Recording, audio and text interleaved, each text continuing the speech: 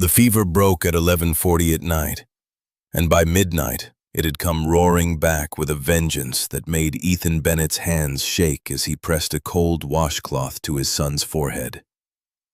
Sam was 5 years old, and burning up like a furnace, his small body curled into a comma on the couch, his breathing too fast, his lips dry and cracked.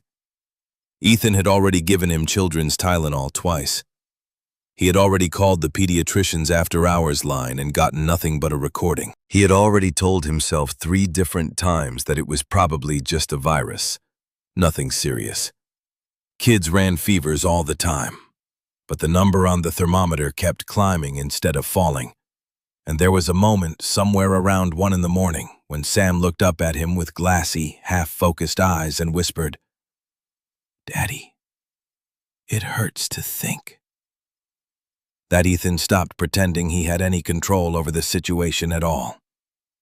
He grabbed his keys, wrapped Sam in a blanket, and ran. Their apartment building sat on a quiet residential block in a part of the city that still smelled like bakery bread in the mornings and motor oil at night, nowhere close to the glass towers where people like the woman in the black sedan lived their entire lives. Ethan didn't own a car anymore. He'd sold it 8 months ago when the shop where he worked as a mechanic cut his hours, and the child support checks from Sam's mother had stopped coming even before that. He stood on the curb in gym shorts and a faded t-shirt, his son shivering against his chest despite the fever, and pulled out his phone to call a cab, his thumb slipping twice on the screen because his hands wouldn't stop trembling. That was when the sedan came around the corner too fast, one door still not fully latched, and swung wide to avoid a part delivery truck. Something small and rectangular flew out of the open window and skidded across the wet pavement, landing near his feet with a crack that made him flinch. The car didn't slow down. It didn't even seem to notice. Its taillights disappeared around the next block before Ethan had fully registered what had happened. He almost left it there. He had a sick child in his arms, and a cab that hadn't arrived yet, and someone else's dropped phone was the last thing on his list of problems. But some instinct, the same one that made him double-check locks and count his son's fingers and toes every time he had a nightmare about losing him, made Ethan crouch down and pick it up anyway. The case was expensive real leather, the kind that cost more than his monthly grocery budget. And the screen, cracked in one corner but still lit, glowed against the darkness of the street like it was trying to get his attention. He meant to glance at it for 1 second, just long enough to see if there was a lock screen photo he could use to find the owner. Instead, a notification slid down from the top of the screen, fresh, still buzzing faintly in his palm. And the words on it made his whole body go still, even as Sam whimpered against his shoulder. The message was from a contact saved simply as M. It read in blunt, clinical language that chilled him more than the night air. Confirmed the boy attends Lincoln Elementary. Sam Bennett, age 5. Father is Ethan Bennett, unemployed as of March. No extended family on record. This lines up with what we suspected. Proceed carefully. Ethan read it twice, then a third time, his brain refusing to process it the way it should have, the way any rational person's brain would process seeing their own child's full name and school and personal circumstances laid out like evidence in a case file on a stranger's phone. For one disoriented second, he wondered if he was hallucinating from exhaustion, if the stress of the last 6 hours had finally cracked something open in his mind. But the screen was real, and the words didn't disappear when he blinked, and somewhere behind his ribs, a slow, cold dread began to spread that had nothing to do with his son's fever at all. A cab finally pulled up, its headlights washing over him, and the driver leaned across to ask if he needed a hospital. Ethan almost didn't hear him. He was still staring at the screen at that clinical little sentence. This lines up with what we suspected. As if staring hard enough might rearrange the letters into something less frightening. But Sam coughed against his neck, a wet, miserable sound, and reality snapped back into focus with brutal clarity. His son needed him more than some stranger's cryptic message needed decoding. He slid the phone into his jacket pocket without another thought and climbed into the back seat, cradling Sam against him the entire ride, murmuring the same soft nonsense he'd been murmuring since the fever started. "You're okay, buddy. We're almost there. Daddy's got you." Even though some small, treacherous part of his mind kept circling back to those words on the screen, like a moth to a bad flame. The emergency room at St. Agnes was fluorescent and half empty at that hour, which felt like the only mercy he'd been given all night. A nurse took one look at Sam's flushed cheeks and glassy eyes and moved fast, ushering them past the waiting area into a curtained bay, calling for a doctor before Ethan had even finished spelling his son's last name. For the next hour, everything else fell away. He held Sam's hand while they drew blood, answered questions about allergies and medications in a voice that sounded steadier than he felt, and tried not to flinch every time his son cried out. It wasn't until the doctor finally confirmed it was a bad ear infection, nothing life-threatening, prescribed antibiotics and fluids, and told him the fever should break within a day, that Ethan let himself exhale for the first time since midnight.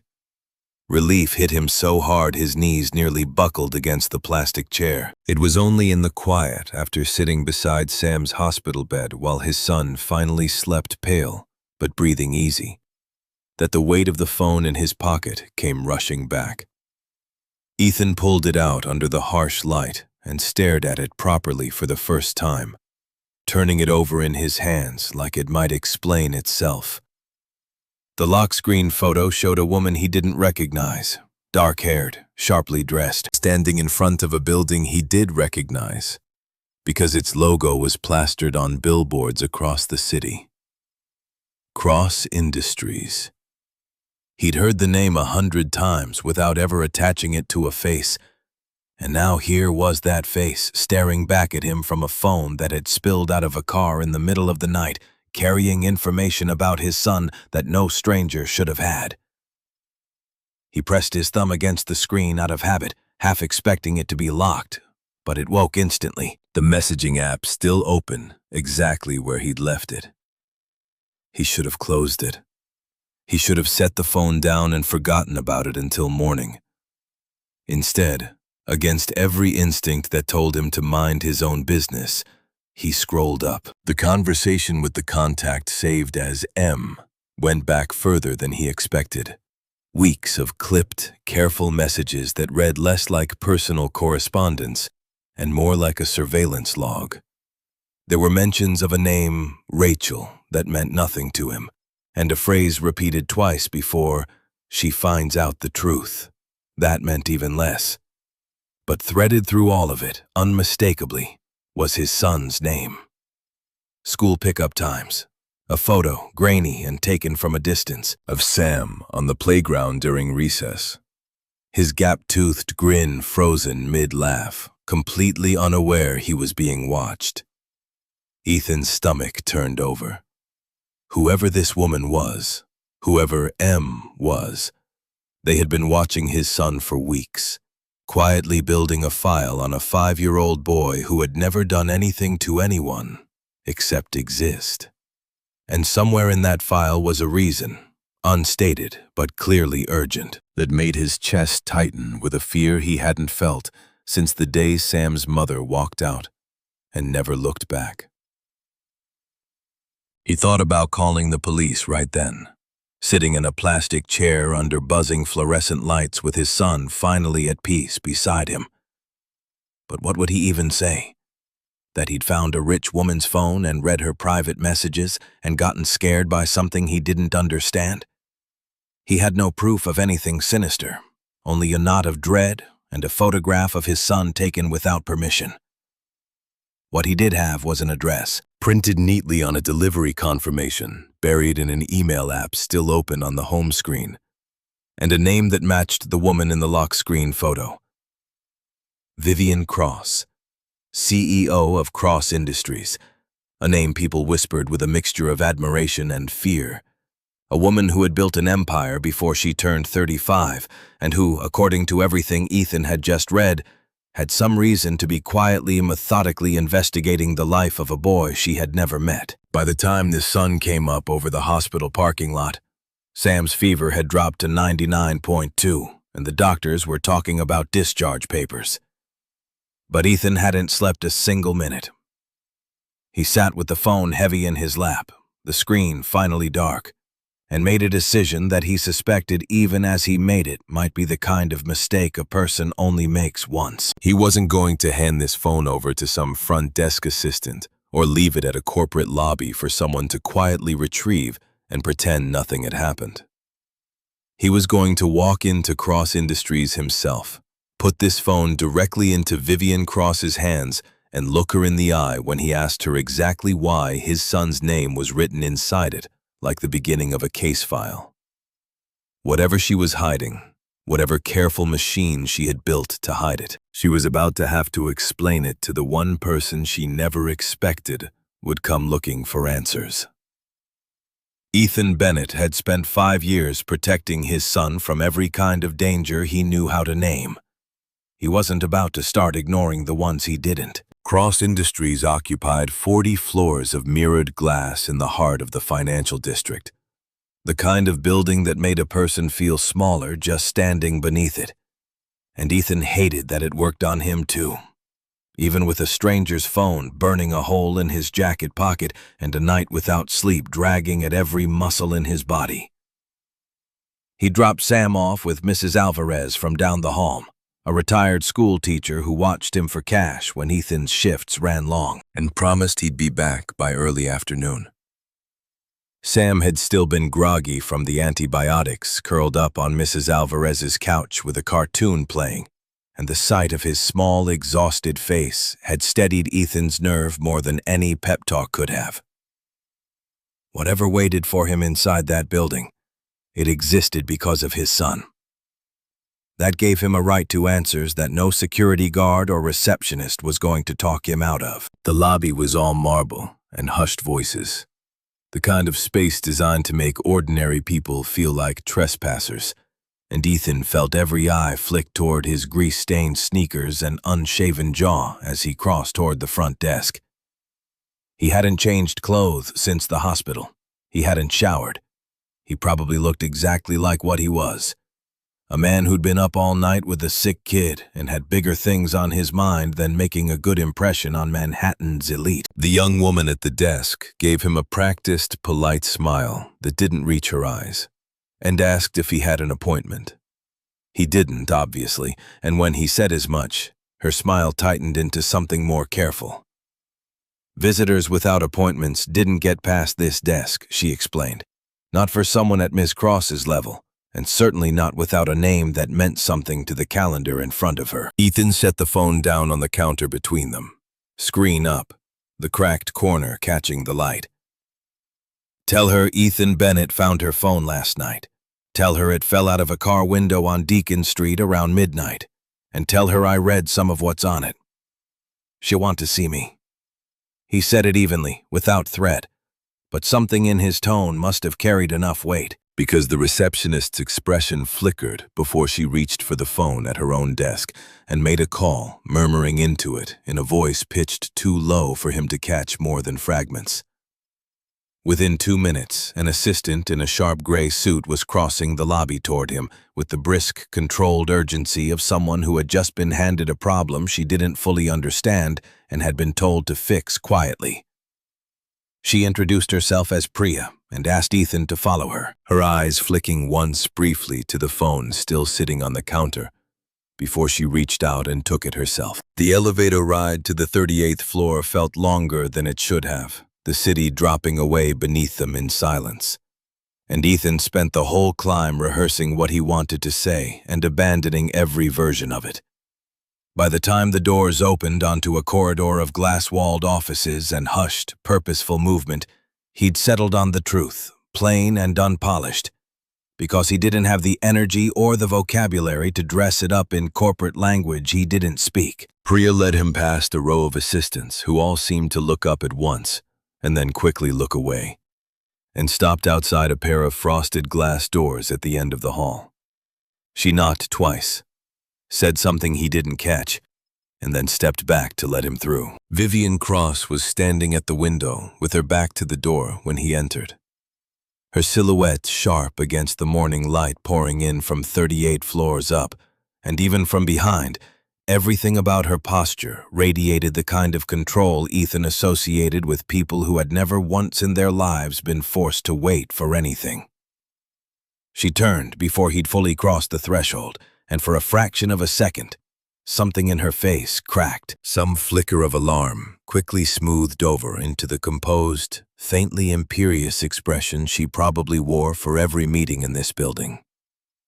She was younger than he expected for someone who ran an empire, maybe mid-30s, with dark hair pulled back severely and eyes that assessed him top to bottom in the time it took him to close the door behind him, cataloging his stained sneakers, his exhaustion, his obvious unfamiliarity with rooms like this one. Mr. Bennett. Her voice was cool, precise, betraying nothing of whatever had flickered across her face a moment ago. I understand you found my phone. I did. He held her gaze, refusing to let the room intimidate him into shrinking. Fell out of a car on Deacon Street last night. Nearly hit me. I would have just left it at the desk downstairs, except I already told your assistant I read some of what's on it. Figured you'd rather hear that from me directly than find out some other way. Something shifted behind her eyes, quick and calculating, and she moved toward her desk with unhurried steps that didn't quite match the tension he could see gathering in her shoulders. People read things out of context all the time, Mr. Bennett. I'd be careful about drawing conclusions from a few messages you weren't meant to see. My son's name is in context, Miss Cross. It's just his name. He watched that land, watched her spine go a little straighter. Sam Bennett, 5 years old, attends Lincoln Elementary. There's a photo of him at recess that somebody took without his knowledge, and a message that says, "You're confirming things you suspected." So no, I don't need context to understand that my kid's been watched. I need you to tell me why. For a long moment, Vivian said nothing at all. She stood very still behind her desk, one hand resting against its polished surface as if she needed the support, and Ethan had the strange sensation of watching a woman recalculate an entire strategy in real time behind an expression that gave almost nothing away. When she finally spoke, her voice had lost some of its earlier chill, replaced by something more careful, more deliberate. What exactly do you think you understand, Mr. Bennett? I don't understand anything, he admitted, and it cost him something to say it plainly, instead of pretending he had leverage he didn't actually have. That's the problem. I've got a 5-year-old with an ear infection who scared the hell out of me last night, and instead of sleeping when we finally got home from the ER, I'm sitting here trying to figure out why a woman worth more than every building on my block has somebody watching my kid on a playground. So you can either tell me what's going on, or I can start asking other people who might be a lot less careful about how they ask. He hadn't meant it as a threat exactly, more a statement of exhaustion and fear dressed up as one. But he watched it land on her like a real one anyway. Vivian's jaw tightened, and for just a moment the composed mask slipped enough that he caught a glimpse of something underneath it that looked almost like fear of her own, quickly suppressed and folded away. She walked around the desk, closer to him than he expected, and studied his face with an intensity that made him distinctly uncomfortable, as though she were searching for something specific and not quite finding it. Do you have a photo of your son? She asked, abruptly, the question so unrelated to anything he'd said that it caught him off guard. Why does that matter? Humor me. There was no arrogance in it now, just something quieter, more urgent, that made him reach for his wallet almost without deciding to. He pulled out the small, worn photo. He carried Sam at his 4th birthday party, frosting smeared across his chin, laughing at something just out of frame, and held it out. Vivian took it with both hands, more carefully than the moment seemed to require, and stared at it for a long, silent beat that stretched uncomfortably. Something crossed her face then, quick and involuntary, a flash of recognition or grief or both that she clearly hadn't intended to let show, and she blinked hard before handing the photo back to him. "He has your eyes," she said quietly, which wasn't what Ethan had expected to hear at all. His mother's chin, unfortunately for him. He tucked the photo away, watching her carefully now, some instinct telling him that whatever had just happened mattered more than she wanted him to know. "You gonna tell me why you're looking at him like you've seen him before?" Vivian moved back behind her desk, putting distance between them again, rebuilding whatever wall his question had briefly knocked loose. "I have my reasons for the inquiries I make, Mr. Bennett, and they're not something I'm prepared to discuss with a man I met 10 minutes ago, regardless of how he came into possession of my phone." Her voice had regained its edge, sharper now, defensive in a way that told him he'd struck closer to something than he understood. "I'll ask you to delete anything you read, forget you saw it, and consider the matter closed. I can compensate you generously for your trouble and your discretion." The offer landed wrong, the way it was probably meant to land right, and Ethan felt something in his chest go cold and hard. "You think this is about money?" "I think most problems are in my experience." She said it flatly, without apology, though something in her eyes suggested she didn't entirely believe her own words. "Then you don't know me." He kept his voice level, though anger was climbing steadily up his spine now. "I don't care what you're willing to pay. I care about why my son's name is in a file on your phone, and I'm not leaving this office until I get an answer that actually means something." He watched her weigh him, watched calculation return to her expression as she decided visibly how much to reveal and how much to keep buried. Whatever conclusion she reached, she didn't voice it. Instead, she reached for the phone Priya had set on her desk earlier, turned it over once in her hands, and looked back up at him with an expression that had shifted again. Softer now, wearier, like someone setting down a weight they'd been carrying too long, alone. "I can't tell you everything today," she said finally, each word measured, like she was testing its weight before releasing it. "Not because I don't want to, but because I'm not certain myself yet, and I won't build a house on a foundation I haven't confirmed. But I will tell you this much, Mr. Bennett. Whatever you read on that screen, it wasn't cruelty, and it wasn't a threat to your son. It was the opposite of that, though I understand why it didn't look that way to you." She paused, glancing once more at the photo he'd already tucked away, as though she could still see it through the leather of his wallet. "Give me time, a few days, and I promise you'll have your answer, along with an explanation for why I never should have let it get this far without simply asking you directly." It wasn't nothing, but it wasn't enough either, and Ethan told her so plainly without softening it for her benefit.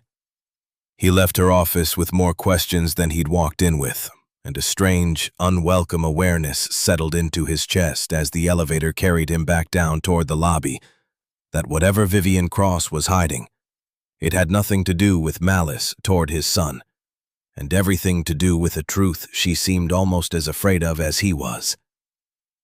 He didn't trust her. Not yet. Not with Sam's safety hanging in the balance of her carefully guarded silence. But walking back out onto the sunlit street, phone-free and no closer to real answers, Ethan couldn't shake the look that had crossed her face when she'd stared at that photograph. The particular aching way she'd said, "He has your eyes," like she was searching for someone else's face hidden beneath his son's, and finding it there anyway. 3 days passed with no word from Vivian Cross, and Ethan spent every one of them trying to convince himself that silence meant nothing, that a woman that busy probably had a dozen fires to put out before she got around to the one she'd started in his life. Sam had bounced back fast, the way kids did, chattering about dinosaurs at breakfast like the fever had never happened. and Ethan let himself sink back into the rhythm of ordinary days. Drop-off at Lincoln Elementary, a double shift at the garage pickup. At 3, dinner, homework, bath, bed. It was a rhythm he'd built alone over 5 years, brick by brick, and he was good at protecting it. But underneath the routine, a low hum of unease never quite faded, and it sharpened into something sharper the moment he turned the corner toward Sam's school on Thursday afternoon and saw a black car idling at the curb across the street. The same make and model that had thrown a phone into his life 4 nights earlier. He told himself it could be any car. The city was full of black sedans, full of people with more money than sense who liked leather seats and tinted windows. But when the passenger door opened and Vivian Cross stepped out onto the sidewalk in a tailored coat that looked like it cost more than his rent, all pretense of coincidence evaporated. She wasn't looking at the school building or checking a phone or doing anything that suggested she was simply passing through the neighborhood. She was looking at the playground, at the cluster of small bodies in bright jackets chasing each other across the blacktop, her eyes moving with quiet, deliberate focus, until they found the one boy in a dinosaur backpack running laps around the jungle gym. Ethan felt something cold slide down his spine and crossed the street before he'd consciously decided to. "What are you doing here?" His voice came out harder than he intended, loud enough that a couple of other parents glanced over from where they stood waiting by the gate, and Vivian's composure flickered for just a second before she smoothed it back into place. "Mr. Bennett." She said his name like she'd rehearsed staying calm when she said it. "This isn't what it looks like." "Then tell me what it looks like. Because from where I'm standing, it looks exactly like the messages I read on your phone. Watching my kid. Except now you're not even bothering to hide it behind a stranger with a camera." He kept his voice low, aware of Sam somewhere behind him on the playground, unaware of any of this. And that awareness was the only thing keeping his anger from boiling over completely. "You told me to give you time. This isn't what waiting looks like, Miss Cross." Vivian's jaw tightened, and for a moment she looked less like the composed executive from her glass office, and more like someone caught doing something she knew she shouldn't be doing, ashamed and defensive in equal measure. "I wasn't going to approach him. I just needed to see him. There are things I can't explain to you yet because I don't have proof, only instinct. And instinct isn't something I've learned to trust easily." She glanced past Ethan's shoulder toward the playground again, and something in her expression softened involuntarily, an ache surfacing that she clearly hadn't meant to let show in public. "He runs the same way she used to run, arms out like he's about to take off." The words landed strange and heavy, and Ethan felt his stomach drop before his mind caught up to why.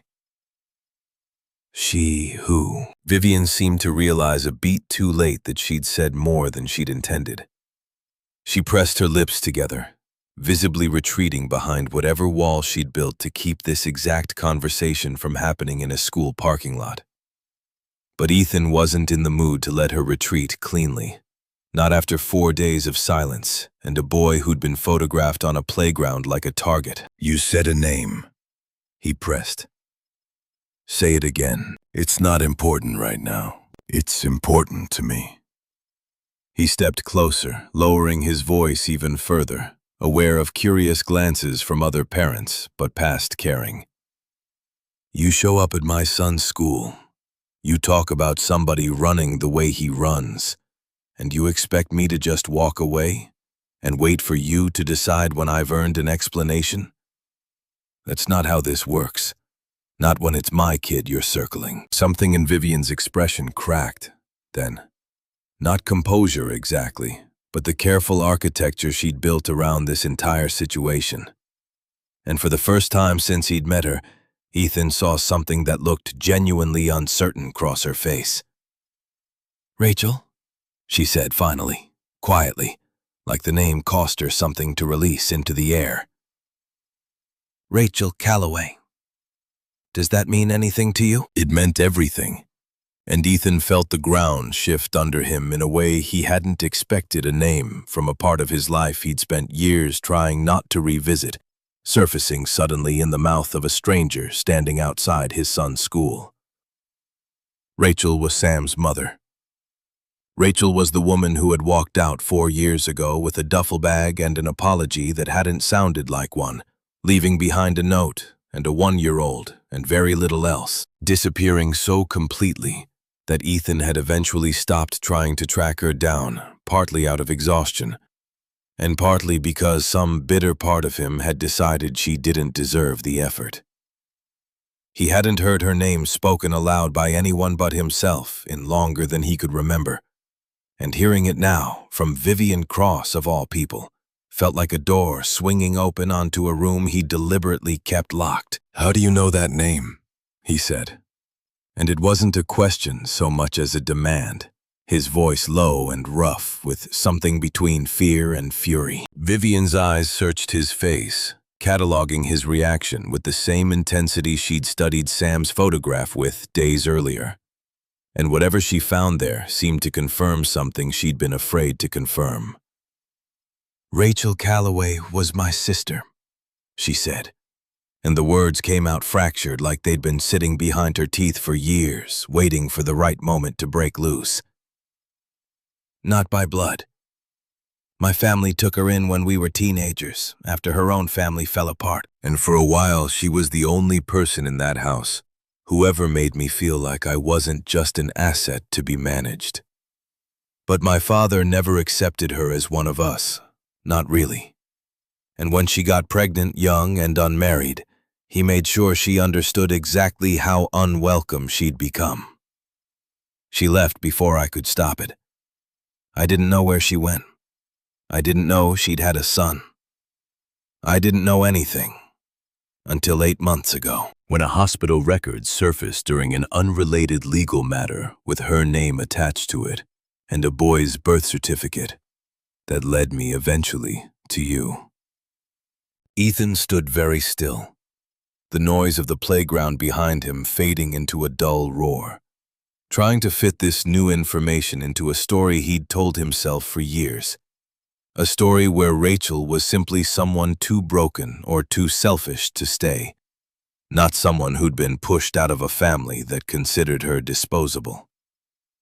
"She never told me any of that," he said finally, quietly. "Never mentioned a family.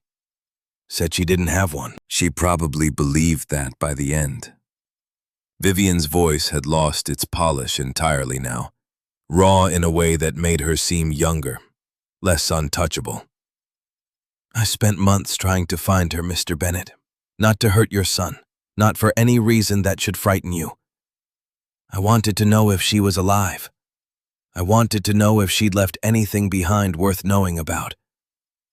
When I found Sam, I found the only piece of her I have left. And I didn't know how to approach that honestly without frightening you both. So I did what my family always taught me to do instead. I investigated quietly and told myself I'd explain everything once I understood it myself."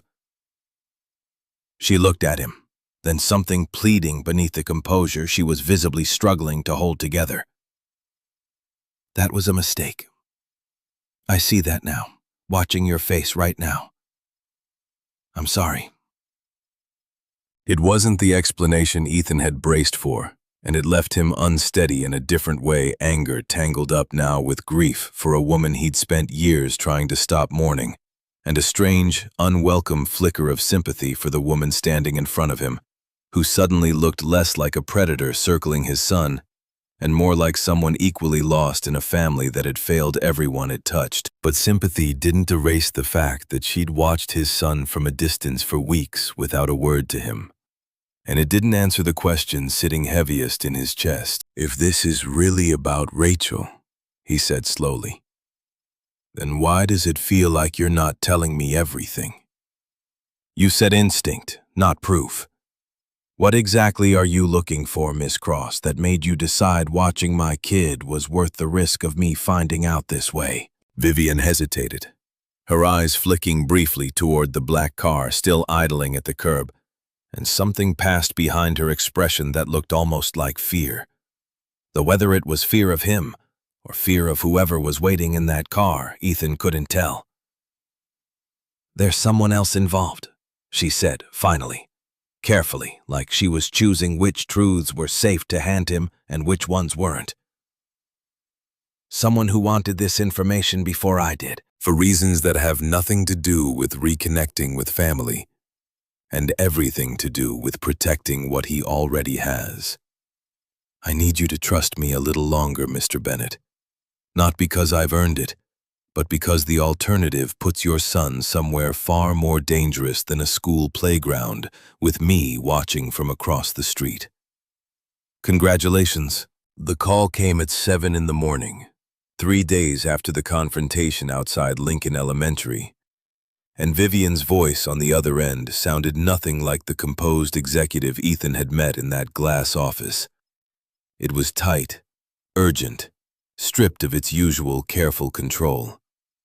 She asked him to come to her building immediately, not with the polished authority of someone summoning an inconvenience, but with the raw edge of someone who had just found something she couldn't carry alone. Ethan dropped Sam at Mrs. Alvarez's without explanation beyond a promise to be quick, and took the subway downtown with his stomach in knots, replaying every version of what could possibly justify that tone in her voice. He found her not in her office this time, but in a smaller conference room on a lower floor. Blinds drawn. A laptop open on the table in front of her, showing a spreadsheet of financial transfers that meant nothing to Ethan at a glance, but it clearly meant everything to Vivian, judging by the color drained from her face. She looked like she hadn't slept, her hair less severely pulled back than usual, strands falling loose around a face that had lost its armor sometime in the last 24 hours. She gestured for him to sit, and when he did, she turned the laptop toward him without preamble. "I found the person who's been paying to keep tabs on Rachel's disappearance," she said, her voice flat in the particular way people's voices go flat when they're trying very hard not to fall apart. "Not on your son exactly. On confirming whether Rachel ever had a child, and if she did, whether that child was documented anywhere that could complicate an inheritance structure." She tapped the screen, scrolling to a series of wire transfers routed through 3 shell accounts before landing finally at a name Ethan didn't recognize. But that made Vivian's hands visibly tremble as she pointed to it. "My brother, Marcus." Ethan looked at the numbers, then at her face, trying to understand the weight she was placing on this revelation. "Your brother's been paying someone to investigate whether Rachel had a kid. Why would that matter to him?" "Because our father's will splits controlling interest in this company between his biological children and any legitimate heirs of his biological children, in a clause nobody thought would ever matter, because nobody thought Rachel would ever have children of her own with any legal claim to anything." Vivian's voice cracked slightly on the word legal, and she pressed her palm flat against the table like she needed something solid to anchor herself. "Rachel wasn't blood, Mr. Bennett. Not by birth. But our father adopted her legally when she was 16, before everything fell apart between them. He never revoked it. He was too proud to admit publicly that the girl he'd taken in had disappointed him. So on paper, legally, she remained his daughter until the day he died. Which means Sam isn't just her son. He's our father's legal grandson. He has a claim to this company that Marcus has spent 8 months trying to make sure no one ever discovers." The room seemed to tilt slightly around Ethan as the information settled, each piece clicking into a shape uglier than anything he'd imagined during 3 sleepless nights of speculation. "You're telling me my son is heir to some corporate empire he's never heard of?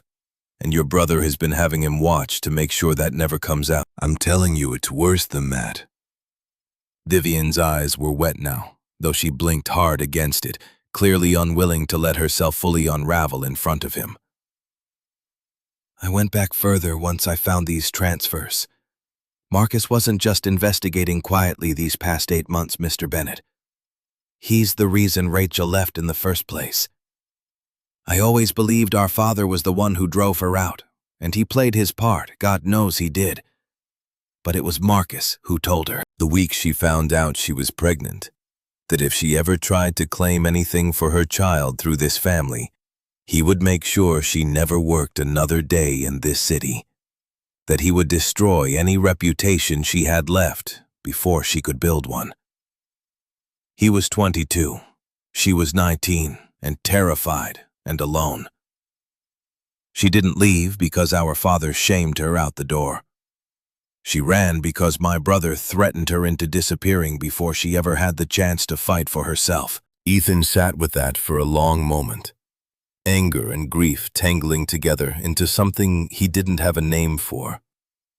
A fresh, retroactive fury on behalf of a woman he'd spent years being angry at for abandoning them, only to learn now that her leaving had never been the selfish, careless choice he'd built his resentment around.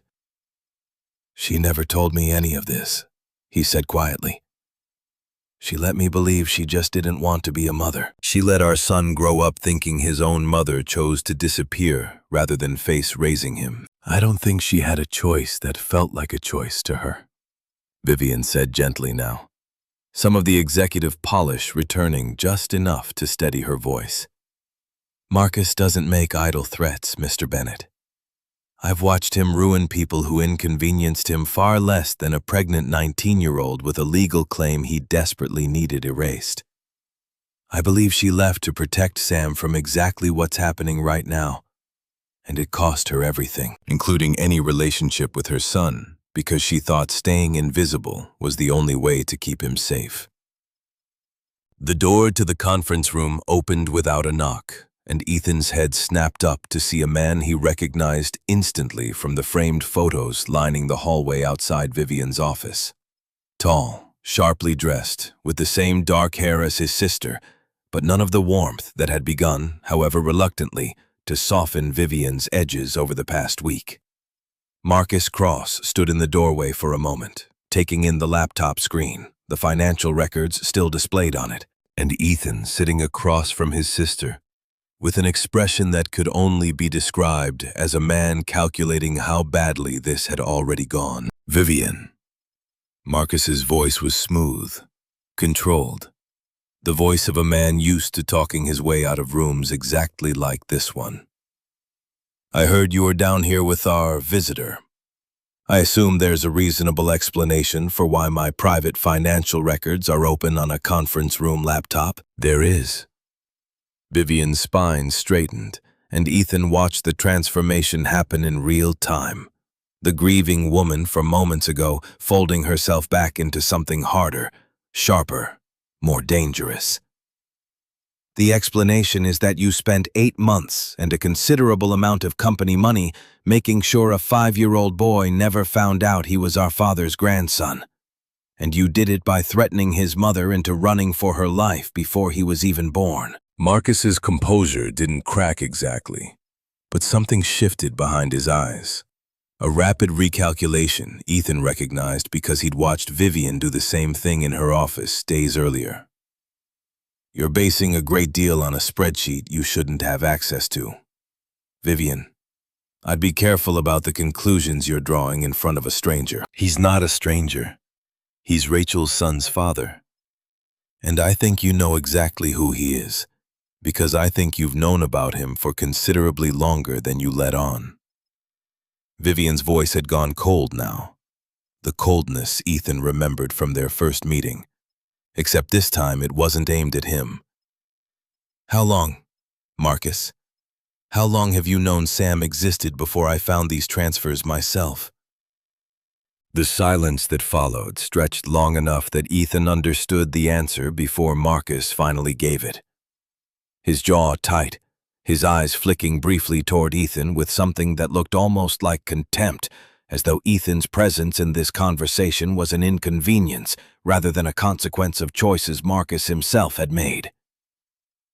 Since the boy was born, Marcus said finally, each word clipped and precise. I've had someone monitoring the situation since Rachel filed for a birth certificate under her own name instead of a false one, which was frankly careless of her, given everything I'd made clear before she left. You threatened a pregnant teenager, And then you spent 5 years quietly making sure her son never learned who his family was.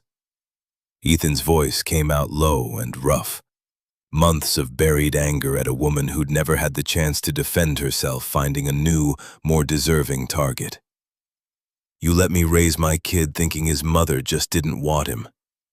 You let him grow up without ever knowing there was money on the table that could have made his life easier, because it was easier for you if he stayed invisible. I did what was necessary to protect this company from a claim that would have fractured it beyond repair.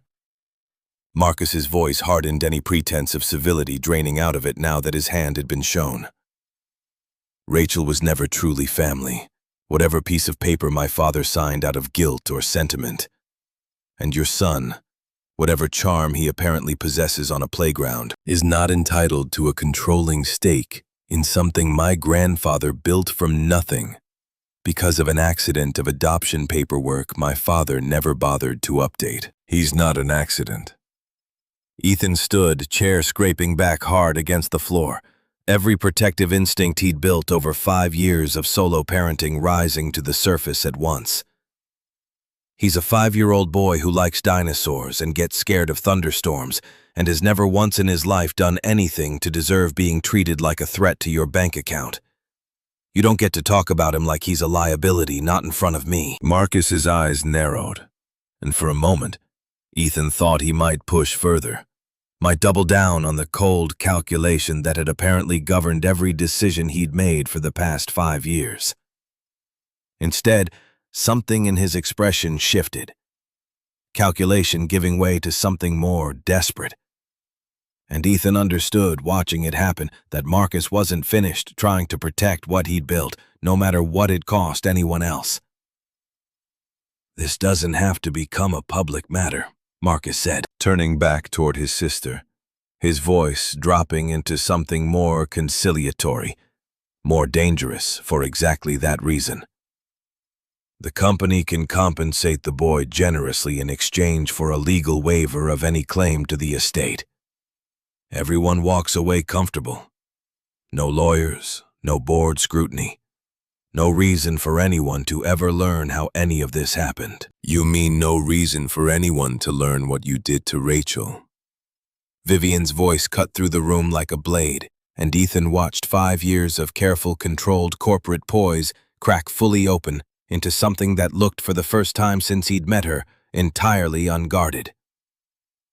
"You don't get to buy your way out of this one quietly, Marcus. I spent 8 months thinking I was chasing a ghost, trying to find out if the one person in this family who ever actually loved me was still alive somewhere. And the whole time, the answer to why I couldn't find her was sitting in your office, because you made sure she never had the chance to be found. That's not a business decision I'm willing to bury for the sake of quarterly optics." Marcus's jaw tightened, and for a long, charged moment, the three of them stood frozen in the conference room, the weight of 8 months of secrets finally spilling into the open, with nowhere left to hide. Ethan didn't know, watching Vivian's face harden into something unmistakably resolved, exactly what would happen next.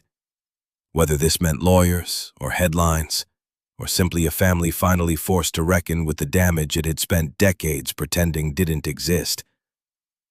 But he understood, with sudden and absolute clarity, that whatever came next, it would happen with the truth finally out in the light.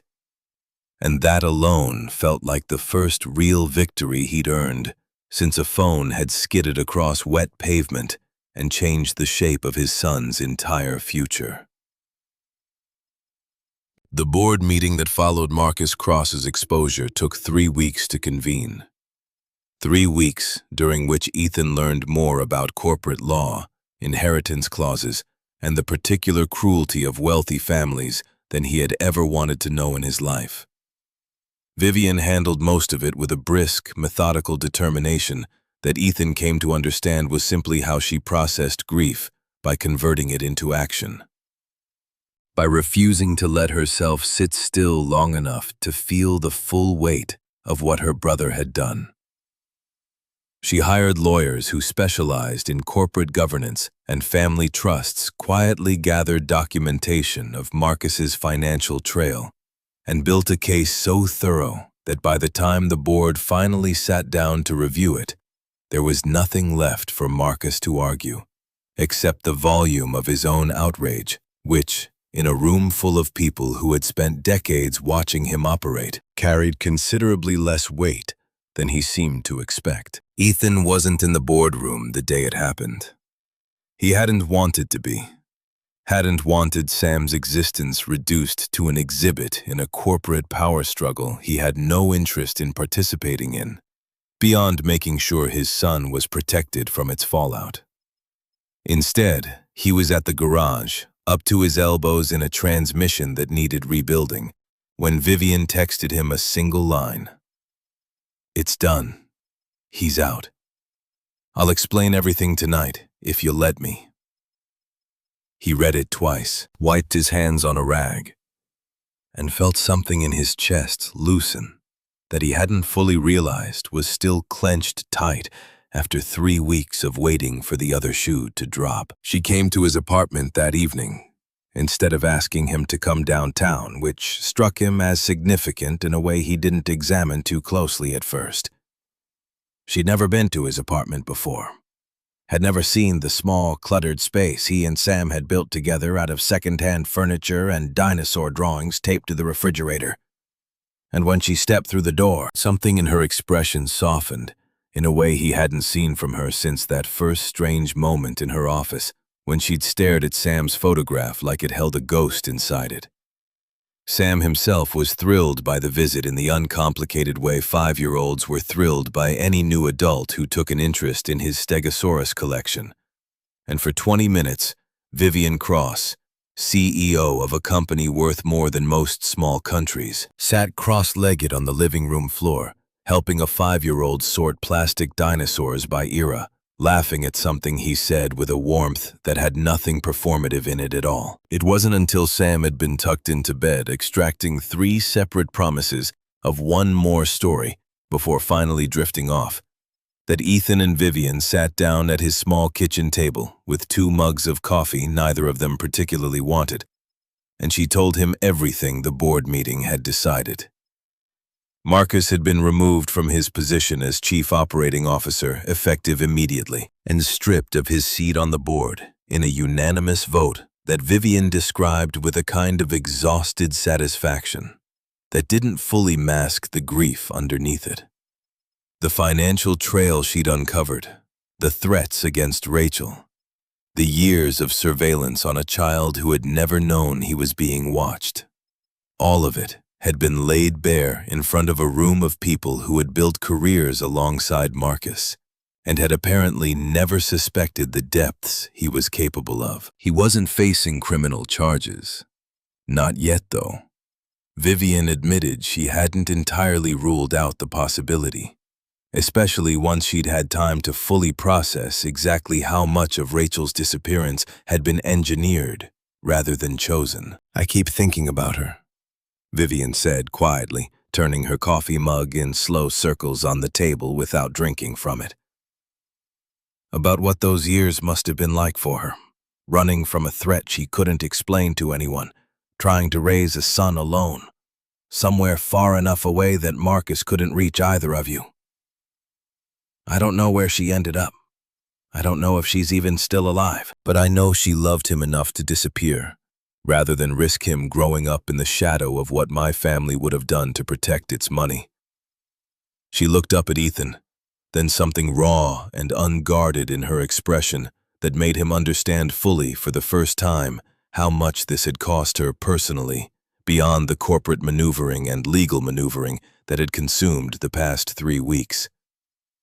"I'm sorry.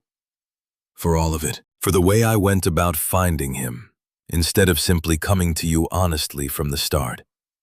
For every night you spend wondering if someone was going to hurt your son because of a family he'd never even heard of. You didn't create the mess," Ethan said, and he meant it, watching the tension in her shoulders ease slightly at the words. "Your brother did that, A long time before either of us knew any of this existed. You just handled it badly at first, and then you fixed it. That counts for something." He hesitated, turning his own mug in his hands, working up to the question that had been sitting in his chest since Marcus had first said the word inheritance in that conference room 3 weeks earlier. "What happens now? With the company, I mean. With whatever claim Sam supposedly has." Vivian set her mug down and met his eyes directly. The same steady, unflinching directness she'd shown him back in her office the very first day, except softened now by everything that had passed between them since. "That's entirely up to you," she said. "Legally, Sam has a claim to a portion of the company through our father's adoption of Rachel, and I won't pretend that claim isn't real or try to talk you out of pursuing it, if that's what you want for him. But I also understand if the idea of your son growing up entangled in a family that spent 5 years trying to erase his existence isn't something you want any part of. I'm not here to negotiate a settlement, Ethan. I'm here because I'd like the chance to actually know him, and to know you without any of that hanging over it if you're willing to let me." It was the first time she'd used his first name, and something about hearing it in her voice, quiet and uncertain, in a way the confident CEO from 3 weeks ago never would have allowed herself to sound. Settled. Something in Ethan that he hadn't realized needed settling. He thought about Sam asleep down the hall, about the mother he'd never really known, about a family that had nearly destroyed itself, trying to keep a 5-year-old boy's existence a secret, and about the strange, unlikely woman sitting across his kitchen table, who had spent 8 months searching for a piece of a sister she'd lost, only to find herself somewhere along the way genuinely caring about the boy at the center of it all. "I don't want the company," he said finally, and watched something like relief and something like disappointment cross Vivian's face in quick succession. An odd, complicated mixture that told him she'd braced herself for either answer without fully deciding which one she wanted to hear. "Sam's 5. He doesn't need a stake in some corporation he's never heard of hanging over his childhood. And I don't want him growing up wondering if people are being nice to him because of who his grandfather was, instead of who he actually is. But I don't want you to disappear either, if that's what you're asking. He liked you tonight.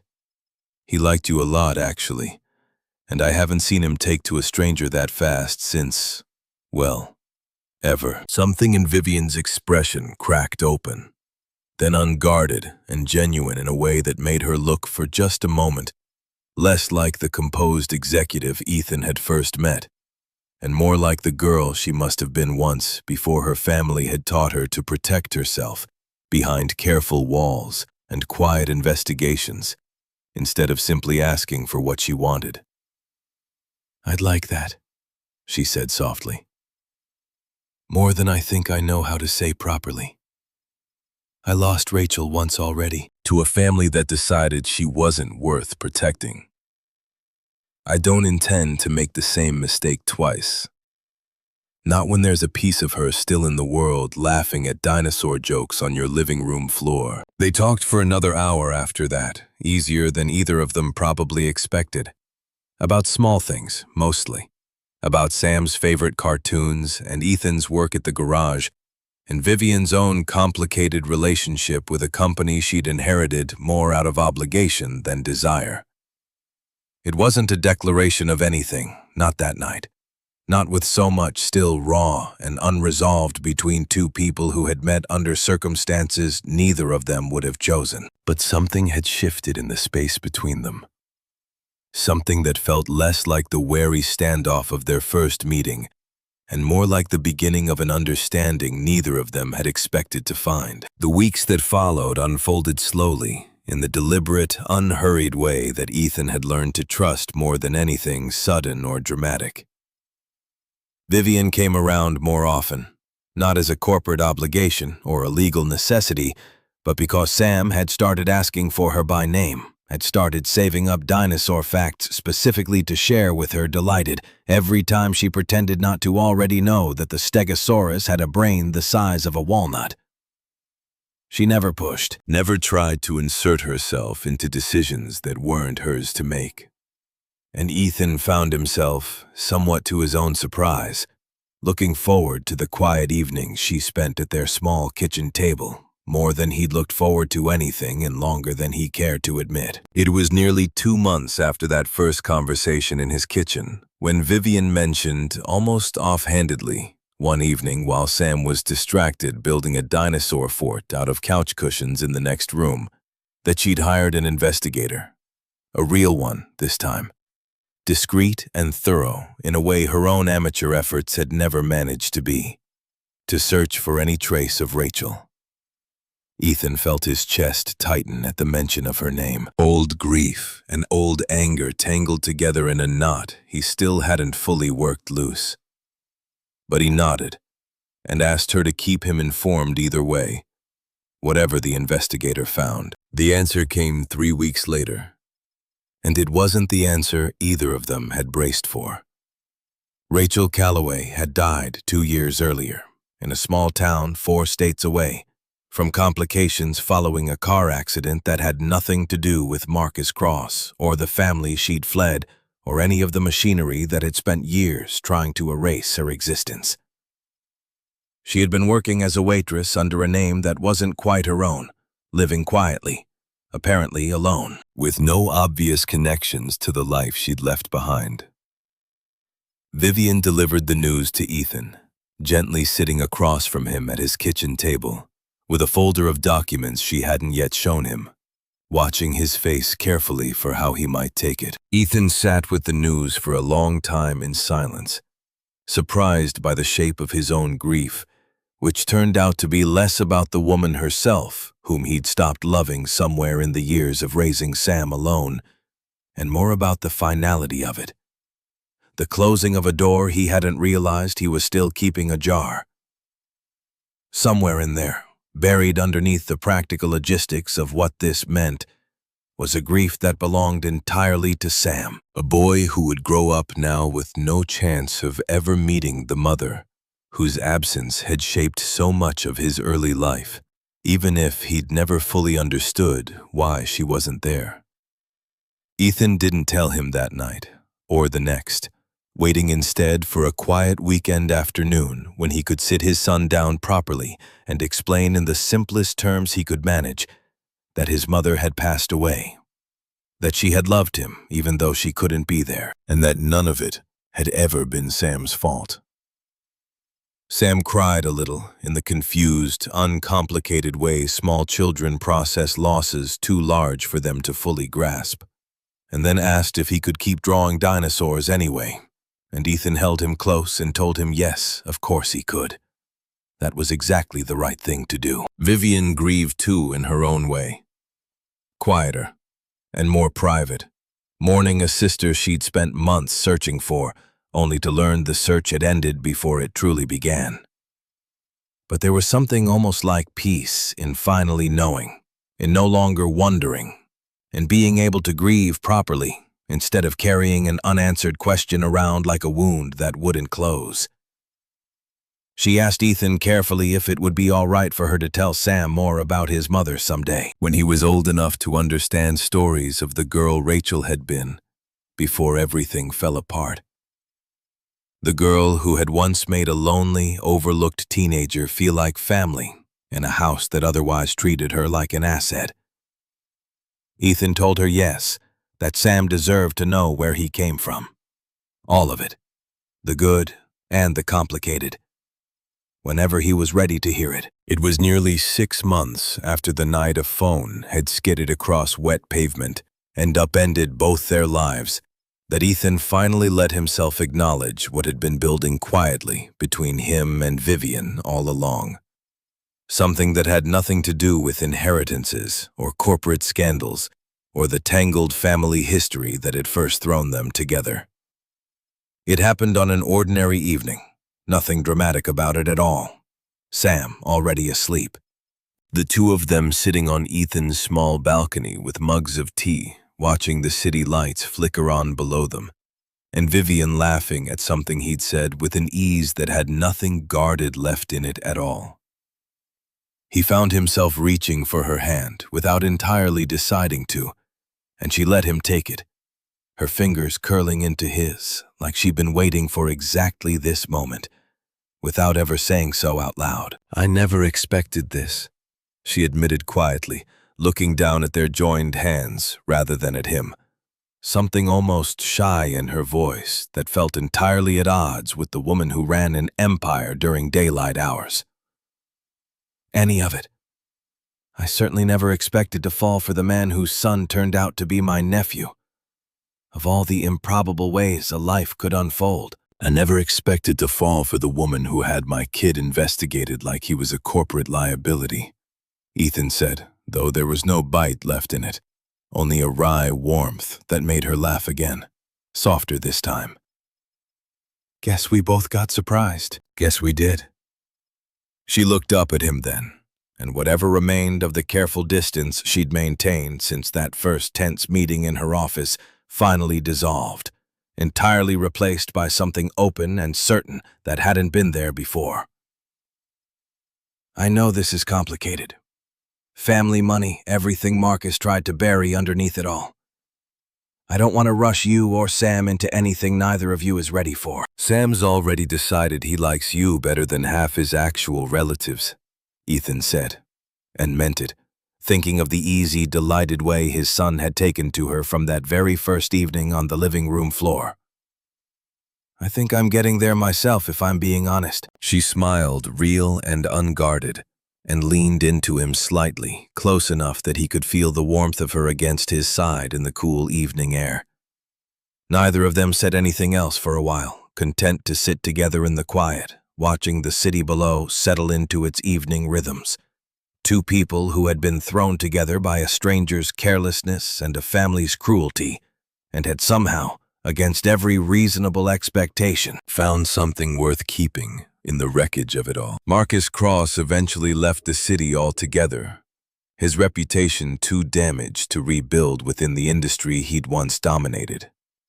And Ethan heard secondhand, and without much interest, that he'd resurfaced somewhere overseas, trying to start over under considerably diminished circumstances. Vivian restructured the company's leadership in the months that followed, stepping back from some of her more demanding responsibilities to make room for the life she was slowly building outside the glass tower that had defined her for so long. She never pushed Sam toward any formal claim on the family fortune, respecting Ethan's wishes exactly as she'd promised that first night in his kitchen. Though she quietly established a trust in his name regardless, something modest and unassuming, meant not as an inheritance to be claimed, but as a quiet acknowledgement of a connection neither of them wanted to erase. On a warm afternoon, nearly a year after that first frantic night at the hospital, Ethan stood in a small backyard behind a house he and Vivian had recently started renting together, watching Sam run laps around a swing set with the same unrestrained joy he'd shown chasing dinosaurs across a playground long before any of this had begun. Vivian stood beside him, her hand finding his, without either of them needing to say anything about it. And for a long, quiet moment, Ethan let himself simply exist inside the life that had somehow grown out of the worst night of parenting he'd ever endured. A life he never could have predicted and wouldn't trade now for anything simpler. Sam looked back at them from across the yard, grinning, wide arms thrown out like wings, running the same way Vivian had once told him that his mother used to run. And for the first time in longer than Ethan could remember, the past didn't feel like something to protect his son from. It felt finally like something worth remembering together.